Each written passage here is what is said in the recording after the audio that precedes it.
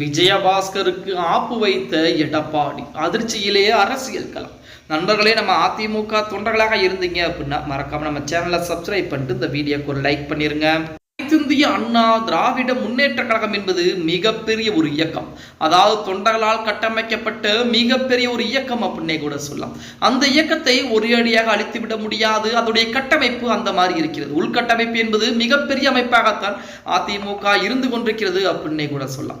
இப்படிப்பட்ட ஒரு சூழலில் அதிமுக பொதுச்செயலாளர் எடப்பாடி பழனிசாமி திடீரென அடுத்த கட்ட வேலைப்பாடுகளை பார்க்க ஆரம்பித்திருக்கிறார். அதிமுகவிலிருந்து யார் யார் வெளியே போயிருக்கிறார்கள், அவருடைய பயில்களை பூரா தூசி தட்டி நேரடியாக டெல்லிக்கு பயணம் என்பது மேற்கொள்ள இருக்கிறார்.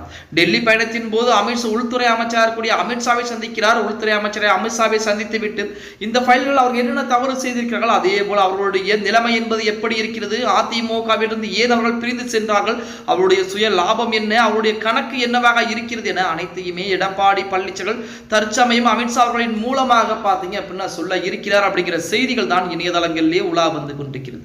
இதில் முக்கியமாக நமது எம்ஆர் விஜயபாஸ்கர் விஜயபாஸ்கருடைய பயில்கள் தான் முதலிடத்திலே இருந்து கொண்டிருக்கிறது.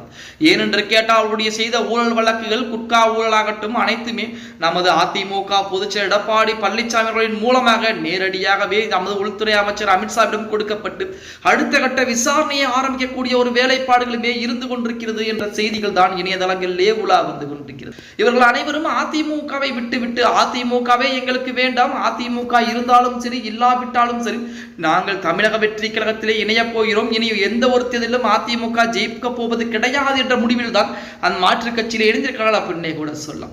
இப்படிப்பட்ட ஒரு சூழல் எடப்பாடி பழனிசாமி டெல்லியில் இருக்கக்கூடிய அந்த முக்கிய தலைவரை சந்தித்து அதிமுகவிலிருந்து வெளியே போன அந்த நபர்களுடைய பட்டியலை புறம் கொடுப்பது தற்போது விஜயபாஸ்கர் போன்றவர்களுக்கு மிகப்பெரிய அதிர்வுகளை ஏற்படுத்தி இருக்கிறது.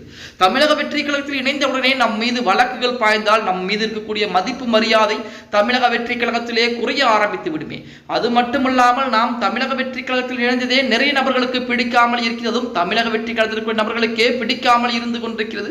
இப்படிப்பட்ட ஒரு சூழ்நிலையில் நம் மீது வழக்குகள் வந்தால், நம் மீது குட்கா வழக்கு இருக்கிறது, அதை முடிந்து போன வழக்காக இருந்தாலும் மீண்டும் தொடரப்பட்டால் அடுத்து நாம் என்ன செய்வது என நமது விஜயபாஸ்கர் கூட ஆலோசனை செய்து கொண்டிருக்கிறார். அப்படிங்கிற செய்திகள் இணையதளங்களிலே உலா வந்து கொண்டிருக்கிறது. அதிமுகவை பொறுத்த வரைக்கும், அதாவது அதிமுகவின் மூலமாக பதவி அடைந்தவர்கள் தற்சமயம் பதவியில் இல்லாதவர்கள் மற்றொரு இயக்கத்தில் இணைந்தால் எந்த ஒரு பிரச்சனையும் கிடையாது, மிகப்பெரிய ஒரு பிரச்சனையாக உருவெடுக்க போவதும் கிடையாது.